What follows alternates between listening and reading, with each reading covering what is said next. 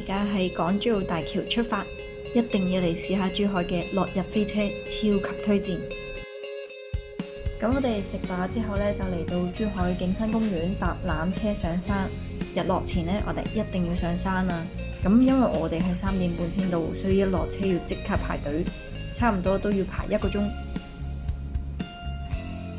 終於到我哋啦，就係呢個2個人1架車嘅，大概2-3分鐘就到啦。我哋可以喺附近嘅公園食飯，超多選擇。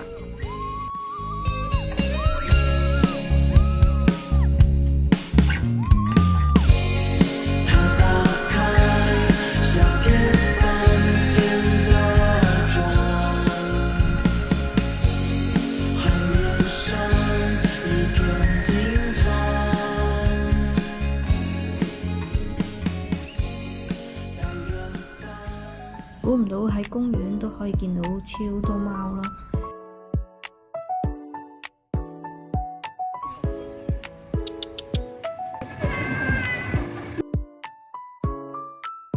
跟住仲有羊咩咩咯，超得意啊！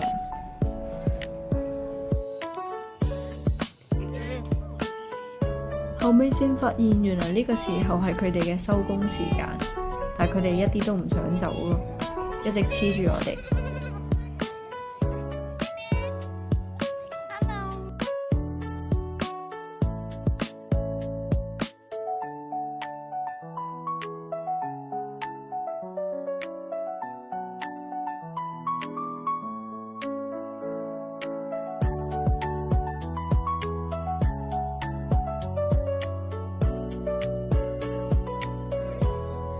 好搞笑，完全唔想收工，佢仲想黐住我哋，俾人捉走咗。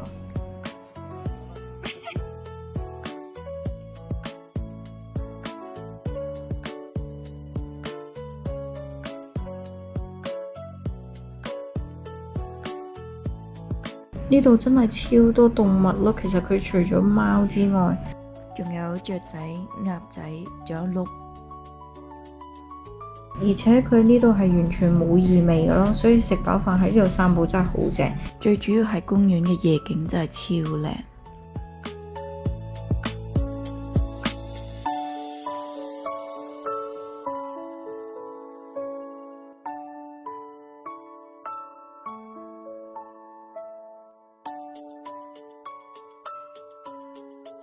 可以寄存行李之後去沙灘玩。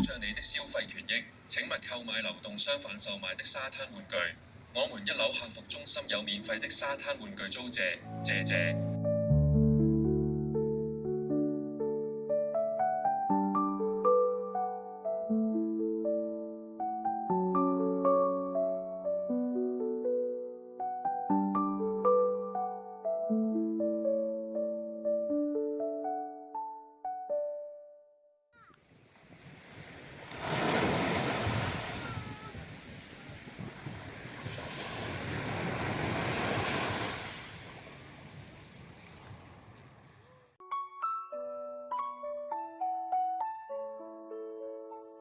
拜拜。